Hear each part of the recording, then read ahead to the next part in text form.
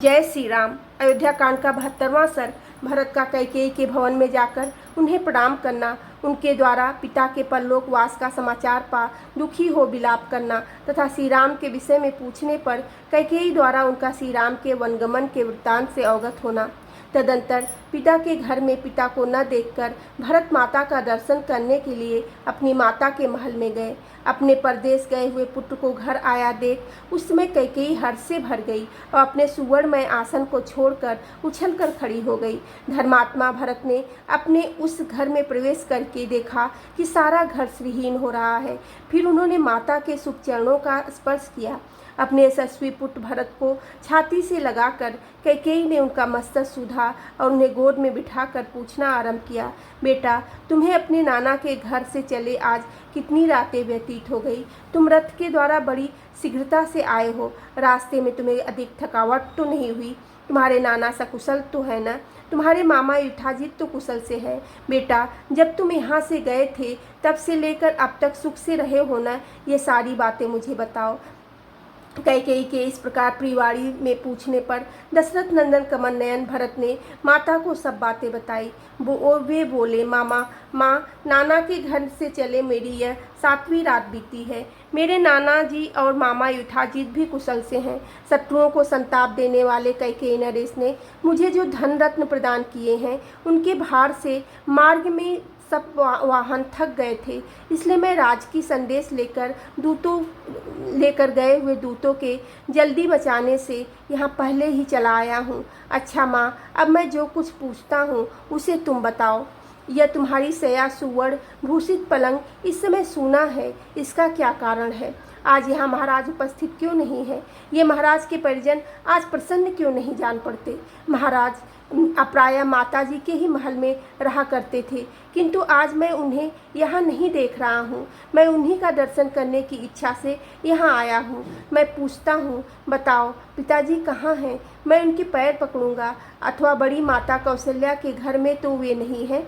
कैकेयी राज्य में के लोभ से मोहित हो रही थी। वह राजा का वृत्तांत न जानने वाले भरत से उस घोर अप्रिय समाचार को प्रियसा समझती हुई इस प्रकार बताने लगी, बेटा, तुम्हारे पिता महाराज दशरथ बड़े महात्मा, तेजस्वी, यज्ञशील और सत्य पुरुषों के आश्रय दाता थे। एक दिन समस्त प्राणियों की जो गति होती है उसी गति को वे भी प्राप्त हुए। भरत धार्मिक कुल में उत्पन्न हुए थे और उनका हृदय शुद्ध था। माता की बात सुनकर वे पितृशोक से अत्यंत पीड़ित हो सहसा पृथ्वी पर गिर पड़े और हाय मैं मारा गया, इस प्रकार अत्यंत दीन और दुखमय वचन कहकर रोने लगे।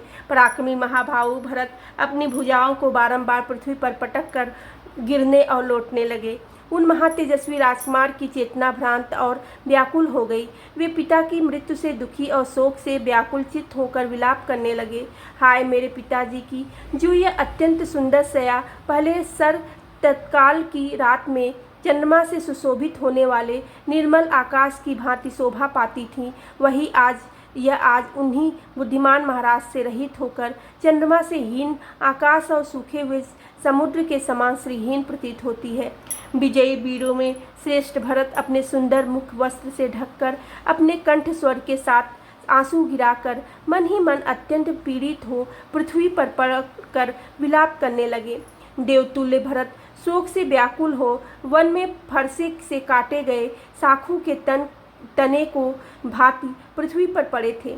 मतवाले हाथी के समान पुष्ट तथा चंद्रमा या सूर्य के समान तेजस्वी अपने शोकाकुल पुत्र को इस तरह भूमि पर पड़ा देख माता कैकेयी ने उन्हें उठाया और इस प्रकार कहा, राजन उठो उठो, महायशस्वी कुमार, तुम इस तरह यहाँ धरती पर क्यों पड़े हो? तुम्हारे जैसे सभाओं में सम्मानित होने वाले सत्य पुरुष शोक नहीं किया करते हैं।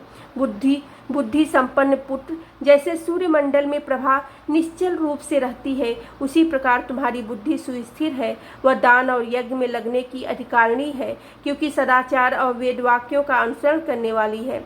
भरत पृथ्वी पर लौटते पोड़ते बहुत देर तक रोते रहे। तत्पश्चात अधिकाधिक शोक से व्याकुल होकर वे माता से इस प्रकार बोले, मैंने तो यह सोचा था कि महाराज श्री राम का राज्याभिषेक करेंगे और स्वयं यज्ञ का अनुष्ठान करेंगे। यही सोचकर मैंने बड़े हर्ष के साथ वहाँ से यात्रा की थी।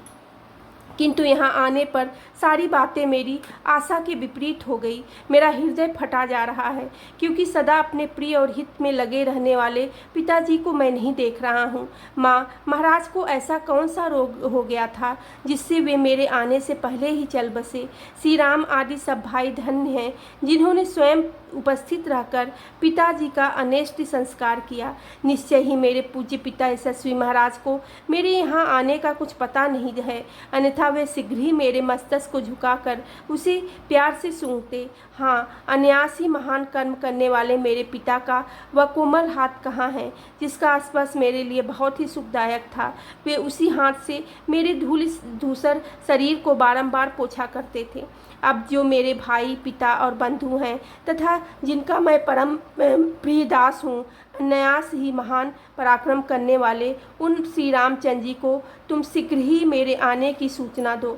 धर्म के ज्ञाता श्रेष्ठ पुरुष के लिए बड़ा भाई पिता के समान होता है। मैं उनके चरणों में प्रणाम करूँगा। अब वे ही मेरे आश्रय हैं। आर्य धर्म का आचरण जिनका स्वभाव बन गया था तथा जो बड़ी दृढ़ता के साथ उत्तम व्रत का पालन करते थे, वे मेरे असत्य पराक्रमी और धर्मज्ञ पिता महाराज दशरथ अंतिम समय में क्या कह गए थे।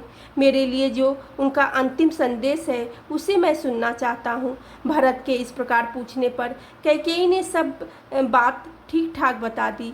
वह कहने लगी, बेटा, बुद्धिमानों में श्रेष्ठ तुम्हारे महात्मा पिता ने हा राम, हा सीते, हा लक्ष्मण इस प्रकार विलाप करते हुए परलोक की यात्रा की थी। जैसे पासों में बंधा हुआ महान गज विवश हो जाता है, उसी प्रकार काल धर्म के वशीभूत हो हुए तुम्हारे पिता ने अंतिम वचन इस प्रकार कहा था।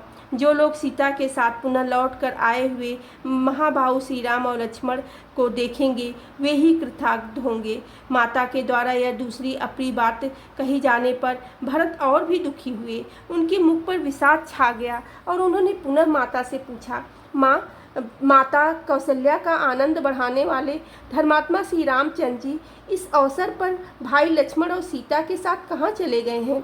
इस प्रकार पूछने पर उनकी माता कैकेयी ने एक साथ ही प्रिय बुद्धि से वह अप्रिय संवाद यथोचित रीति से सुनाना आरंभ किया। बेटा, राजकुमार श्री राम वल्कल वस्त्र धारण करके सीता के साथ दंडक वन में चले गए हैं। लक्ष्मण ने भी उन्हीं का अनुसरण किया है। यह सुनकर भरत डर गए। उन्हें अपने भाई के चरित्र पर शंका हो आई। वे सोचने लगे, श्री राम कहीं धर्म से गिर तो नहीं गए। अपने वंश की महत्ता, धर्मपरायणता का स्मरण करके वे कैकेयी से इस प्रकार पूछने लगे, माँ, श्री राम ने किसी कारणवश ब्राह्मण का धन तो नहीं हर लिया था? किसी पाप धनी या दरिद्र की हत्या तो नहीं कर डाली थी? राजकुमार श्री राम का मन किसी पराई स्त्री की ओर तो नहीं चला गया? किस अपराध के कारण भैया श्री राम को दंड कारण में जाने के लिए निर्वासित कर दिया गया है? तब चपल स्वभाव वाली भरत की माता कैकेयी ने उस विवेक शून्य चंचल नारी स्वभाव के कारण ही अपनी करतूत को ठीक ठाक बताना आरंभ किया। महात्मा भरत के पूर्वोक्त रूप से पूछने पर व्यर्थ ही अपने को बड़ी विदुषी मानने वाली कैकेयी ने बड़े हर्ष से भरकर कहा, बेटा, श्री राम ने किसी कारणवश किंचित मात्र भी ब्राह्मण के धन का अपहरण नहीं किया है। किसी निरपराध धनी या दरिद्र की हत्या भी नहीं की है। श्री राम कभी किसी पराई स्त्री पर दृष्टि नहीं डालते हैं। बेटा, उनके वन में जाने के कारण इस प्रकार है। मैंने सुना था कि अयोध्या में श्री राम का राज्याभिषेक होने जा रहा है। तब मैंने तुम्हारे पिता से तुम्हारे लिए राज्य और श्री राम के लिए वनवास की प्रार्थना की।